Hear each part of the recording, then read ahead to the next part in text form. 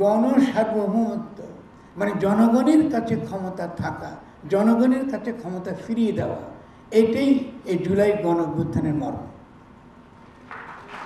ঠিক আছে? ফলে যারা শহীদ হয়েছে আজকে এবং যারা ইতিমধ্যে পঙ্গু হয়েছে তাদের কাছে প্রথম আমি এবং আমরা যারা এখানে আছি ঋণ স্বীকার করব যে আমরা খুব খোলামেলা কথা বলতে পারছি।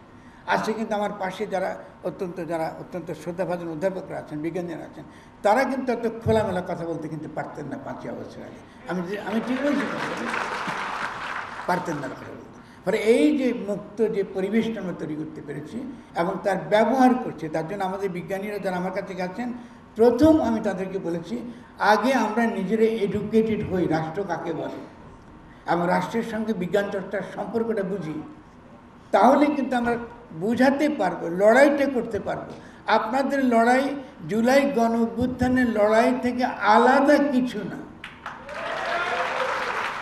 এটা আপনারা উপলব্ধি করতে হবে। যদি আপনি উপলব্ধি না করেন আপনারা এই লড়াই কিন্তু সফল হবেন না।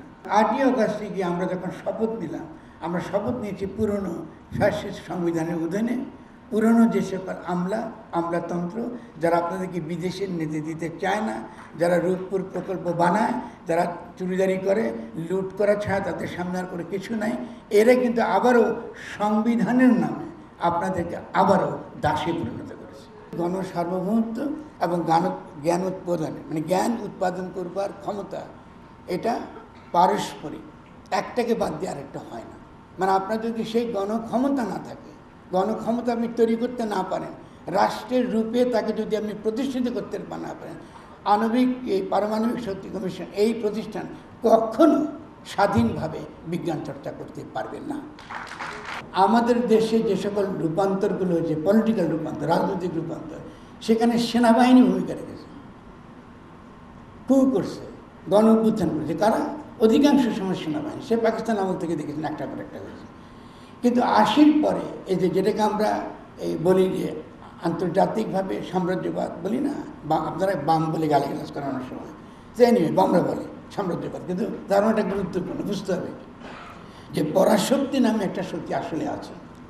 আবার সে কী করে আপনাকে নিয়ন্ত্রণ করে, দিল্লিতে তো বসে না শুধু, সে ওয়াশিংটনে বসে, সে ব্রাসেলসে বসে, সে এই যে বড় বড় কর্পোরেশনগুলো যেভাবে আপনাকে নিয়ন্ত্রণ করে, তার নিয়ন্ত্রণ করার পদ্ধতি এখন আর সামরিক বাহিনী দ্বারা হয় না, এখন আর আমলাদের দ্বারা।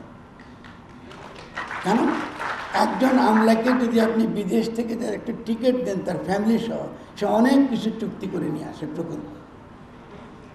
আপনি যদি প্রশ্ন করেন আজকে যে রূপপুর প্রকল্প কারা কারা এই প্রকল্পটা পাস করবার ক্ষেত্রে গুরুত্বপূর্ণ ভূমিকা রেখেছে, আপনি খুঁজে পাবেন এদের, খুব কঠিন কিছু না। ফলে গণ-অভ্যুত্থান যখন হয়েছে তার সভাপতি আমরা তো খুঁজবো এদের যে কারা করলো এই যে আপনার যে বালিশ অর্থনীতি, এই বালিশ অর্থনীতি কারা এখানে আনলো বাংলাদেশে, এটা তো খুঁজতে হবে আমাদের। তাহলে গণ-অভ্যুত্থানের পরে তো এটা খোঁজা উচিত আমাদের, নাকি আপনি কি মনে করেন? খুঁজবো না আমরা? খোঁজা দরকার।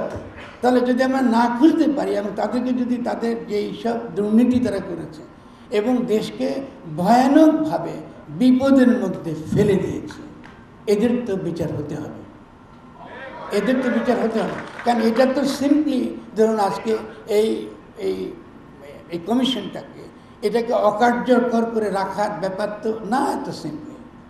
এটার সঙ্গে লুটের ব্যাপার জড়িত আছে, এটার সঙ্গে বিভিন্নভাবে রাষ্ট্রকে দুর্বল করবার ব্যাপার জড়িত আছে, এটার সঙ্গে নিরাপত্তার প্রশ্ন জড়িত। কারণ রূপপুর এই যে আমাদের যে প্রকল্প, এই প্রকল্পের নিরাপত্তা সম্পর্কে আপনারা কিছু জানেন? আমি জানি না, আমি তো দেশের একজন নাগরিক, আমি জানি না কী করে আপনার যদি কোনো অ্যাক্সিডেন্ট হয়, দুর্ঘটনা হয়, কী করে এটা কেন মোকাবিলা করবো। বিজ্ঞান চর্চার যে